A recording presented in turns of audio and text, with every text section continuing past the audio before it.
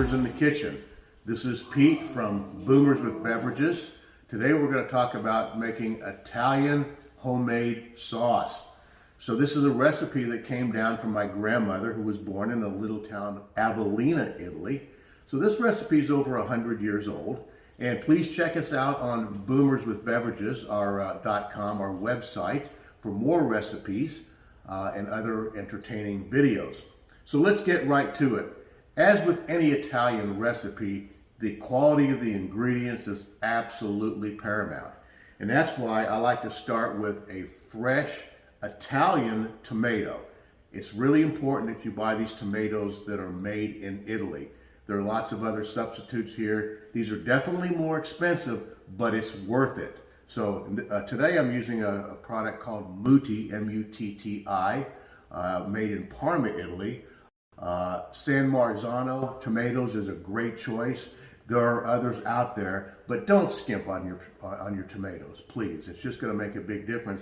The reason is if you buy a cheap tomato sauce or tomatoes, they're going to be acidic, and that's definitely not what you want. Which leads me to my next point, because people always ask me, do you add sugar to your tomato sauce?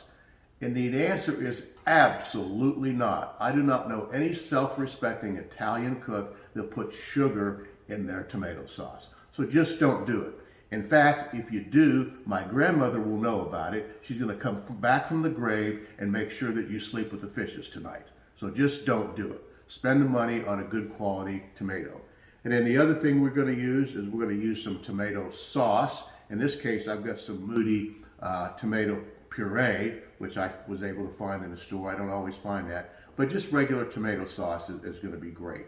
So let's start over here. So the first thing we want to do, once we've got everything prepared and put together, and this is something that my grandmother taught me, is we're going to actually start the recipe with a little bit of olive oil at the bottom of this pan. This is about a 6 or 7 quart cooking pan.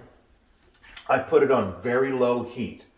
And what I want to do is we're putting in a couple of pork rib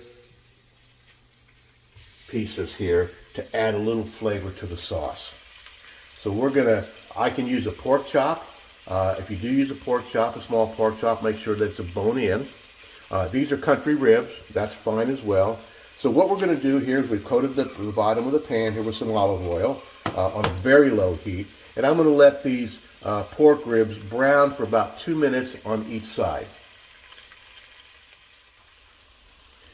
You can see that we've nicely browned the pork ribs here, about 2 minutes on each side, as I mentioned. So the next step is we want to add about 2 cloves of thinly sliced garlic to the pot here. It's really important to use fresh garlic if you possibly can. You can use the store-bought minced, but it's just not quite as good. So, and when I say thinly sliced, I really mean thinly sliced. Kind of think of Paul Sorvino in the movie Goodfellas when he's in prison and they're preparing food there, and he's actually slicing the garlic with a razor blade. So we're going to put this in near the end here. And we want to stir it around a little bit. And the reason we add it to the end of the browning here is that we don't want the garlic to burn. We just want to stir it around a little bit, enough to start to release the flavors before we add the tomato sauce. Maybe this is not a bad time to add just a slight bit more olive oil. Not too much. Stir the garlic. There is nothing better than the smell of freshly sauteing garlic in the kitchen. If you want to use more than 2 cloves, feel free to. I'm not sure you can ever have too much garlic in your sauce.